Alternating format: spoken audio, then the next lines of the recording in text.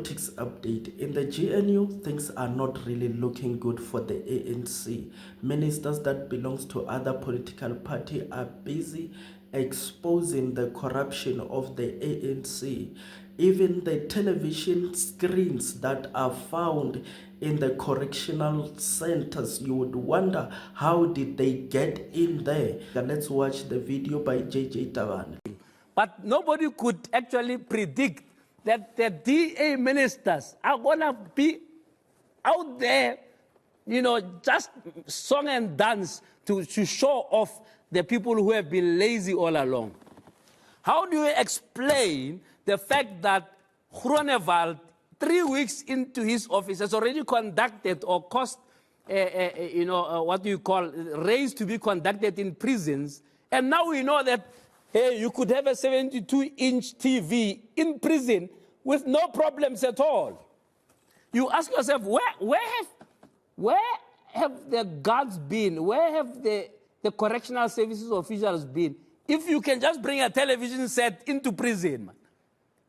It's an Eviankamo. How do they display it in a cell to a point where the guards just pass it? And all sorts of things. I mean, forget about the drugs. Those are obvious that you would know that they will be smuggled. But a TV, 82-inch, big telephone, iPads, you name it. I mean, there's nothing that's not there.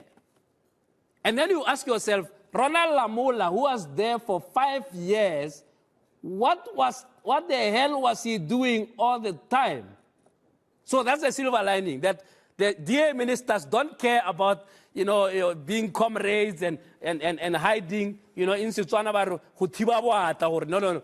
You don't expect that of ANC ministers, because they're going to be asked, but these are your comrades. I mean, why are you telling us that 300 million rand was siphoned from public works? No, you need a DA minister to do that. It didn't even take 2 minutes. You needed maybe a Gaten McKenzie to say, all these artists have been complaining that government doesn't give them money. No, they are on a list of a payroll since COVID. I mean, it's crazy.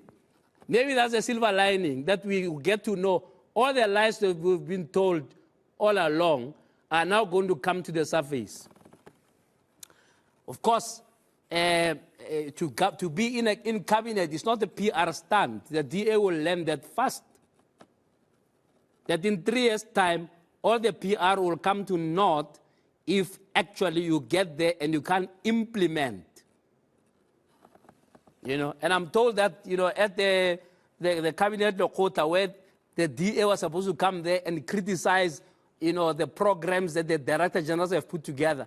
Actually, there was a broad agreement, which is a miracle. It's a miracle you need, that actually people on polar sides of the political spectrum can come together and say, here's a program for us to go forward. And I'm sure the ANC also is a little bit frustrated. I mean, you can hear what Mbalula says about what Zille tells us. He says, no, ignore Zille. He's a mad woman, just leave him. At the end of the day, whether you are an Mbalula or you are a Zille, you are going to be expected by South Africans to deliver. Now, I thought I should just give another indication. Not that the ANC ministers have been doing nothing. I mean, take a look at what Minister Majodini had to say when she was being sworn in. Just take a look at this clip. And to perform the functions of my office conscientiously, okay, and the best of my ability. I must say, I really missed having to comment on this, but let me tell you why I'm bringing up Minister Majodina. Minister Majodina, after weeks of silence, held a press conference and told the country that although she's a Minister of Water Affairs, please do not call me. There's this case about please call me. And I don't know, please do not call me. Now, let me tell you what's wrong with that. She says, no, call your local government, don't call me. In South Africa, right, a Stone Age disease called cholera killed people in Hammanskraal because they were subjected to dirty water. First by the ANC and then by the DA and so on. Now, the president left the Union building and descended on Hammanskraal. He didn't say, no, go to Pretoria and complain there. He went there despite that particular function belongs to local government. But Majordina says, no, don't call me. Call your local government. Tell them that your water is dirty.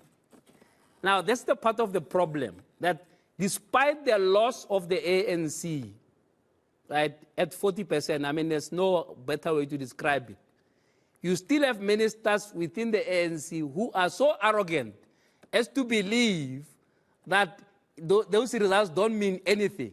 And no, don't call me, call your local government, man. And maybe then why do you need Water Affairs Department nationally?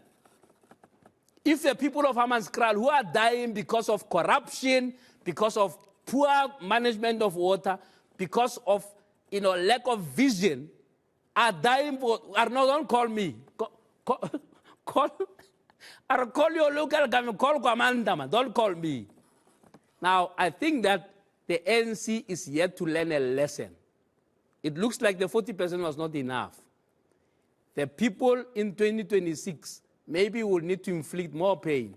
Because if somebody who was a chief whip of the ANC for years, where all sorts of wrong things happen in parliament, is promoted to be minister, and in her first press conference, Arno, don't call me, man.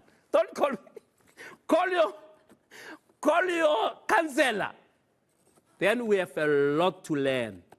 And when those DA ministers show up, the lazy ANC ministers do not blame the DA for doing what political parties do, which is to show up their opposition to say, those ones are lazy, we are working.